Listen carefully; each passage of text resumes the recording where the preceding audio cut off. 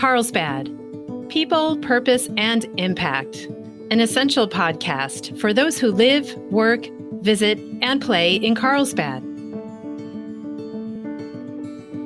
Good morning and welcome, everyone. My name is Brett Schanzenbach. I'm the president and CEO of the Carlsbad Chamber of Commerce, and I'm your host today. And I'm excited to have with me my friend Aaron Gobidas. Aaron is the CEO of Go Be Rewarded. Aaron, good morning. Thanks for joining us today. Good morning. Glad to be here. It is good to have you, and we're going to get into this in the program today, but your company was recognized and awarded Best Place to Work at our recent CBAT Awards, so congratulations for that. Thank you. Yeah. But you originally were from Cleveland, Ohio, and kind of made your way here, to, at least as far as I can tell, to Southern California through the Marine Corps. Why don't you tell us a little bit about your journey and life that brought you up to this point?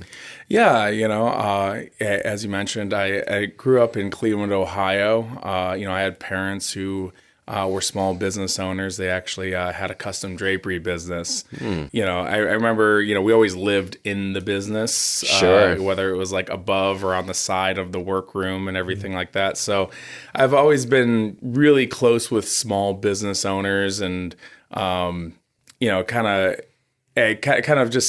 it had a really good look into the life of a small business owner and kind of what they have to deal with and everything, just more from a personal level.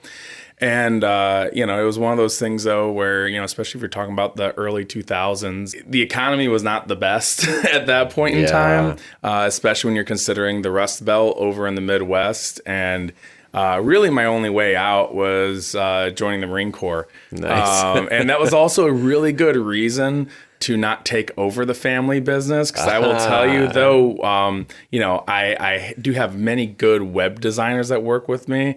I am a horrible drapery designer.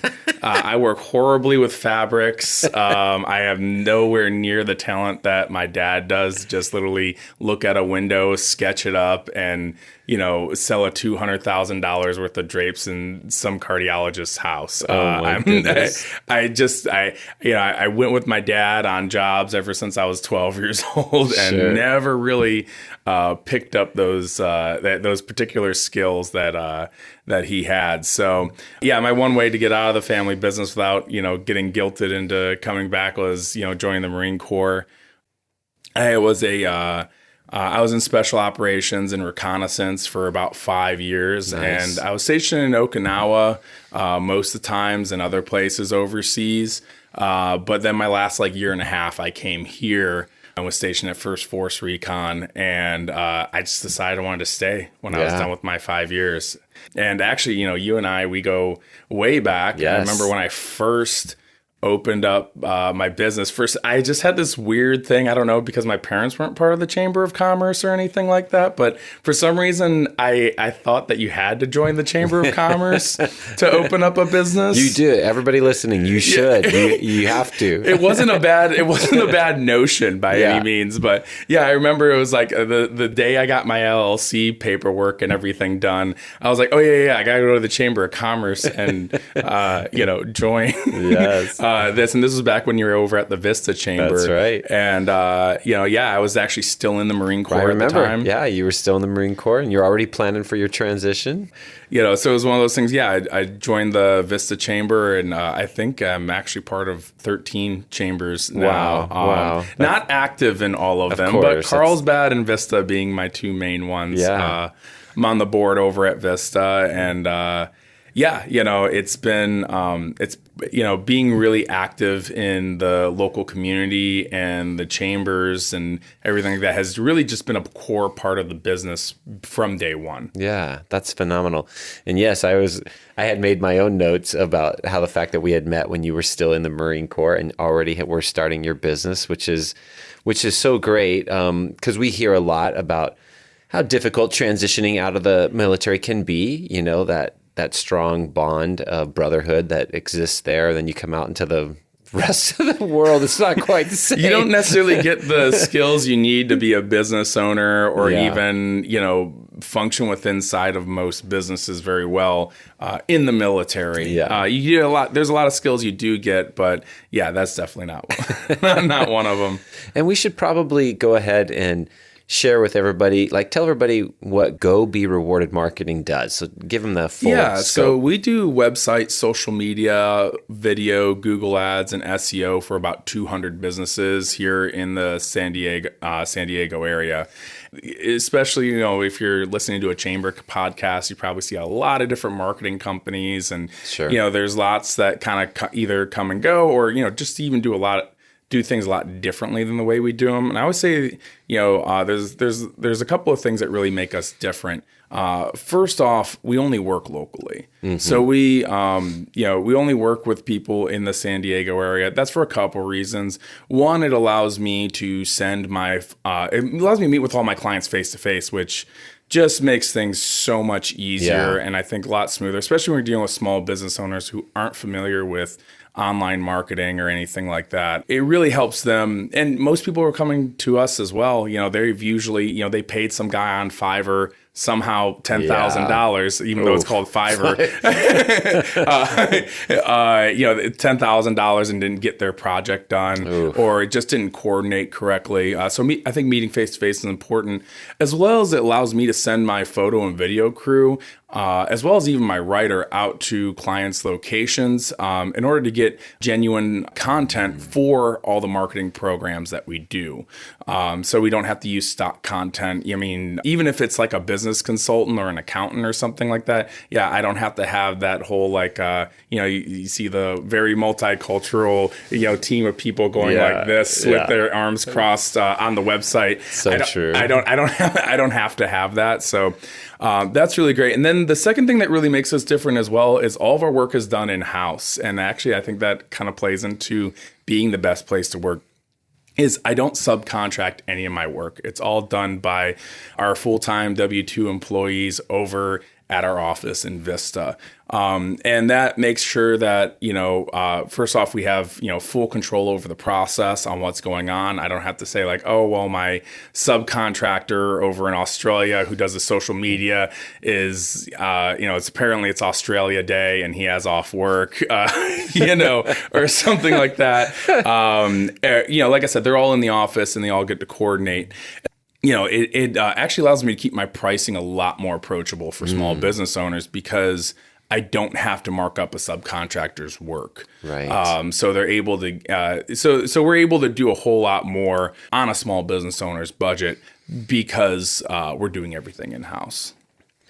That is awesome. So we're going to take a quick pause. We're talking with Aaron Gobidas, the CEO of Go Be Rewarded Marketing. And when we come back, we're going to talk about company culture and what played into them being honored as best place to work. We'll be right back. So, Aaron, when we were going through the process of interviewing you and talking about, your guys as a finalist for best place to work, one of the stories you shared kind of resonated with me. And you were talking about how when you grew up in your hometown, there was certain companies, I can't remember, some kind of factory or something that kind of everybody aspired to work for or something like that. And you thought, I kind of want to make our company like that. And could you kind of tell us that story? So, the one thing that's, and maybe it's just because California doesn't have as much time on the books as, some places in the Midwest. Especially if you're talking about, kind of during that golden era of American manufacturing. Yeah. It was interesting because, Ohio, every city or town had either has or had some sort of company there, whether it was the Hoover Company for vacuums or Sledge Lock, which, creates a lot of the locks that you have on the doors, or, a big part of it was either steel mills or you had car manufacturing, a big one, which, I always talk about, my grandma, still alive. She's 93 years old. She still talks so fondly about working at that Chevy plant. And I don't know, it's probably been 30, 40 years since she's even last worked there. Wow. And the plant isn't there anymore. But, she has, I swear if like anybody, it's kind of like that movie with Clint Eastwood, like, if you ended up driving a Ford, up to a family dinner, like the whole family would just probably lose it. Yeah. But they had, they had nothing but great things to say about Chevrolet and, how great of a company they were. And they just really took care of their people. I mean, she's been on a pension, really awesome pension, for her whole life. I think she worked 33 or 35 years at the plant. It was just one of those things where, you get in with this company and it's just like, oh, good, I feel like my legacy is safe. Like a parent, being like, oh, great, he got a job at the factory. That's awesome. I know he's going to be taken care of. My grandkids are going to be taken care of, and they're going to live a happy and successful life. Sure. As long as they, keep showing up and go to work and all, right. and have all those great, working values. And, I just really wanted to make a company, like that, that it's where it's like, oh, yeah, interestingly enough, we have a lot of people now working with us from JP Catholic, but it's like one of those universities where, it's mostly media studies and stuff like that.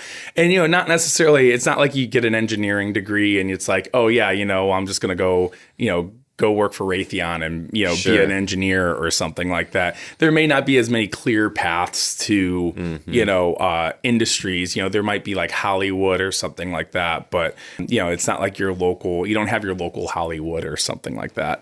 But yeah, let's say somebody went to a place like JP Catholic and, they got a degree, very nice school. I wanted to be like, oh, well, they got a job at Go Be Rewarded. Great. They have great pay, they have great benefits, they have good advancement. And if they work hard, they'll be treated very well. And, any parent who has a kid with an arts degree would just be like, oh, thank goodness. I thought he was just going to be freelancing, making videos behind the 7-Eleven, for the rest of his days. Oh, that's great. Oh, that's great. And so, I know you guys, obviously when we met several years ago, you were just starting out, but how many employees do you currently have? 15. Very nice. Very nice. And so talk a little bit about work environments definitely evolve. And we just saw, the pandemic forcing us to all reevaluate and some aspects of that. Some companies have taken that some direction and other companies have taken it a different direction post-pandemic, if we can call it that. Yeah. So talk about different cultural values you try to have and that make your company a great place to collaborate and work, et cetera. Yeah, so I will say that I can actually draw on my military experience. And it's actually surprisingly, a lot of people, think I'd be a much different person to work for. Because of my military experience, but I actually kind of took it the other way because, I realized the Marine Corps is kind of by its nature, kind of a toxic work environment. Like I said, there's a lot of great things about it, but, the work environment itself can be, quite toxic and not very healthy for people. It's one of those things where I also get this question too. People are like, oh, when you were in the Marine Corps, did you learn how to code or, were you working in intelligence or something? It's like, no, I was in special operations, mostly just like shooting things like that wasn't, or just staring at, things for 5 days on end, sitting in like a jungle or something. But I didn't get any of those skills, from the Marine Corps, but I realized that I don't necessarily have those skills, but one thing I did learn is team building and how to, build awesome teams and have good leadership.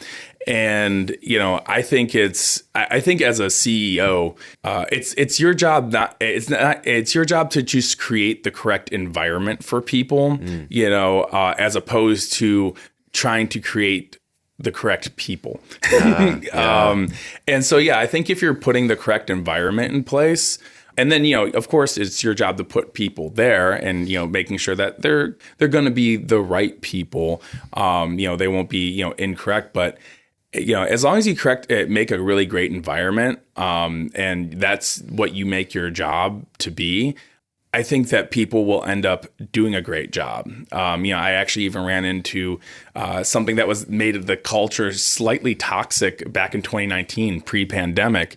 I remember my wife and we were sitting there and we were like, hey, kind of like a Chinese zodiac, right? Like where it's like, the year of the pig, we're like, this is going to be like the year of customer service.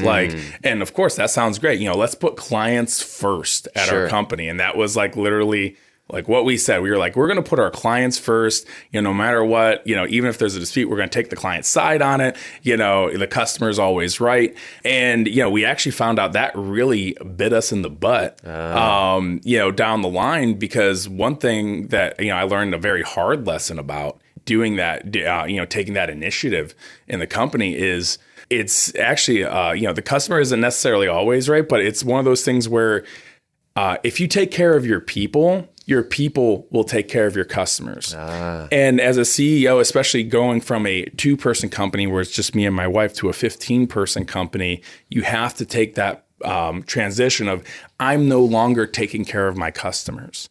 My customers are not necessarily of my concern. It's my people I have to take care of. Yeah. And then my people take care of my customers. Yeah. And once we've, the nice part is that I think the pandemic actually helped us really flesh a lot of that out. Mm-hmm. But I think that, again, creating that correct environment of, making sure we take care of our people are well taken care of, and they have no problem taking care of our customers.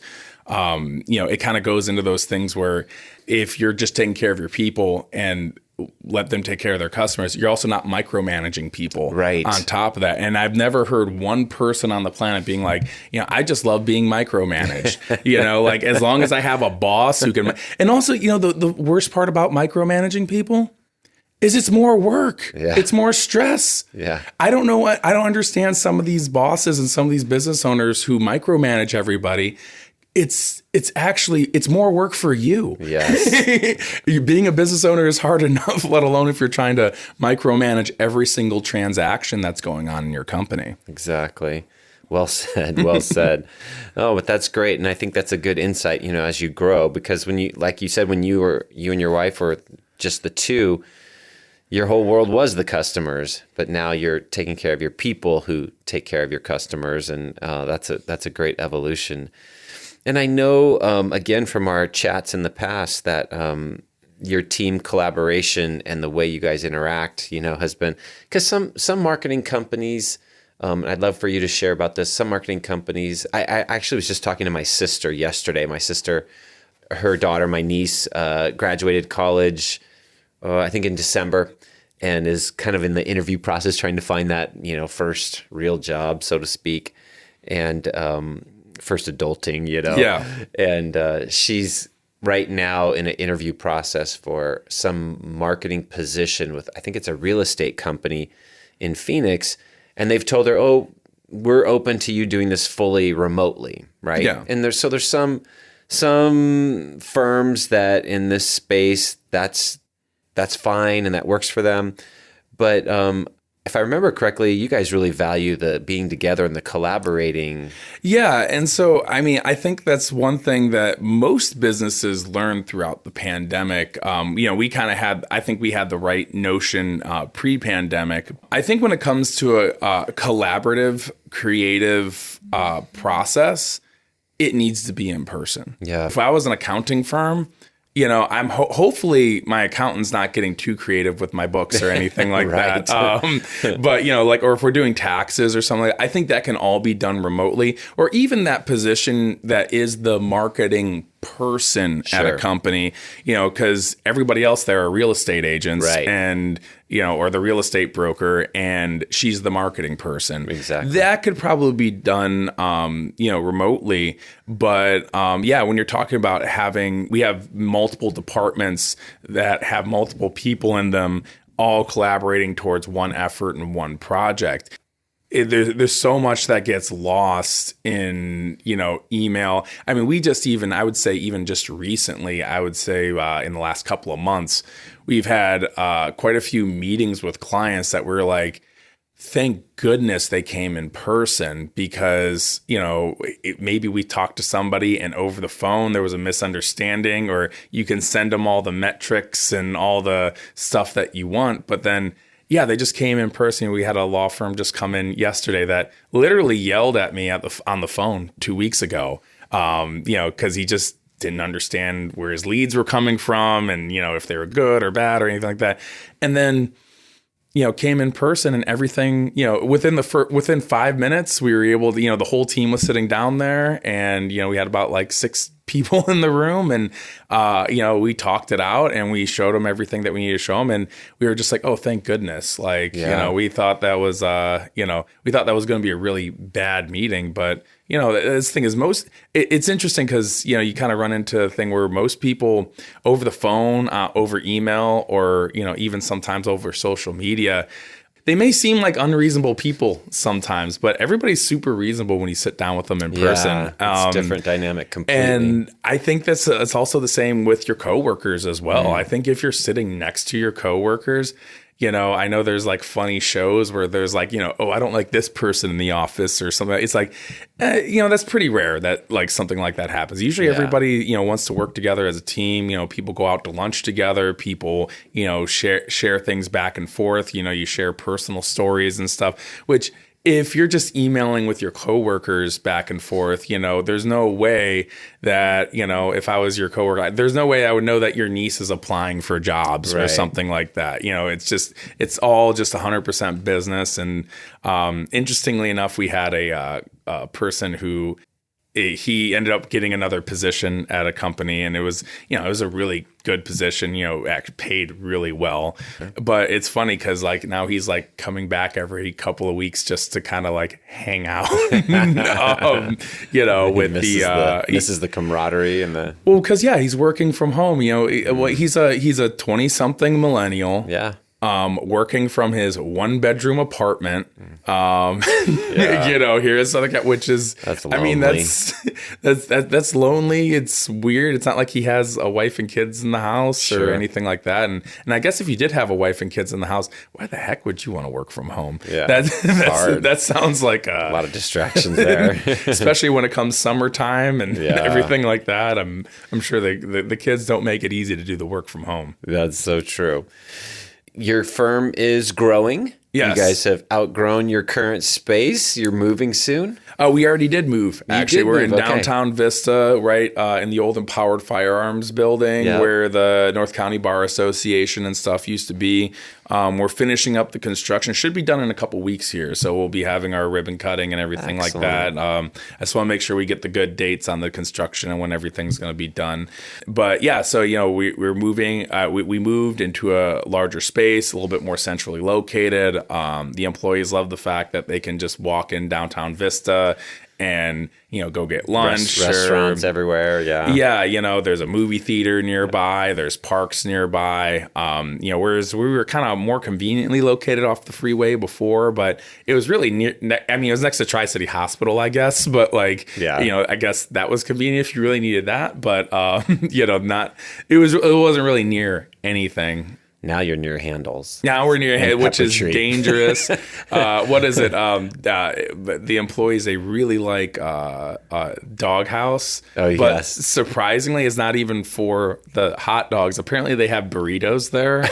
And it's like there's 90 Mexican places in Vista, but apparently Doghouse has the best burritos. And I'm just like, that's hilarious. Ironic.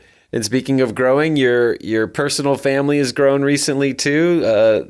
Third kiddo just entered the scene not too long ago. Yeah, he's 3 months old now. Baby Congratulations. Skip. He's doing great. I love. The family is, heck, you even knew me before we even had Elizabeth, who is turning 5 years old now. Amazing. And I just, and I live 2 blocks from the new location too. So I'm literally able to walk to work every day. Yeah. Me and the kids, we do jujitsu over at North Coast Jiu-Jitsu down in the downtown there. Yeah. So I get to walk them there, and we don't even have to load up in the car or anything like that. That's awesome. So it's nice that I have a more centrally located lifestyle. Yeah. Reducing your carbon footprint right there, my friends. So Exactly. how does somebody get in touch with you? If maybe they're interested in your marketing services, they want to chat about their company, or somebody's listening who's thinking, hey, maybe I'd like a job there. It sounds like a great place to work. Yeah, all those all those are great scenarios to actually. I always encourage people to come visit us. We have I really love them to meet our team, check out our studio. Now, of course, you can call and make an appointment ahead of time. I mean, we have had plenty of people walk in before, but yeah, if you just want to call ahead of time, make an appointment. But yeah, I mean, if you're if you're looking at getting into marketing and working in the industry, or if you're just a small business owner who wants to just understand more about online SEO, digital marketing, Google ads, anything like that, I'd love to sit down and chat about it with you. And then hopefully we'll have the new conference room done and everything like that here in the next couple of weeks. And you can we have cold brew coffee and kombucha on tap, so nice. feel free to come by and grab a drink. By the time this episode actually gets out onto the streets, that'll all be there and in place. So for sure, be perfect. Wonderful. Well, first of all, thank you for your service to our country. We appreciate that. And then thank you for all that you're doing as a member of our chamber and in the business community. And just appreciate you taking the time to come down and share with us. Cool. And hopefully we can do this again sometime. Thank you. Thanks for joining us on our Carlsbad People, Purpose, and Impact podcast today. If you enjoyed it, please hit the follow button on wherever you get your audio. And please tell a friend. We would love to hear your feedback, which you can share at carlsbadpodcast.com. You can leave us a review, ask a question, or leave an audio comment, which we can play on the show in the future. And that's all we have for today. Can't wait to see you next time on Carlsbad People, Purpose, and Impact. And remember, share some kindness today. It's free, creates goodwill, and makes you feel great.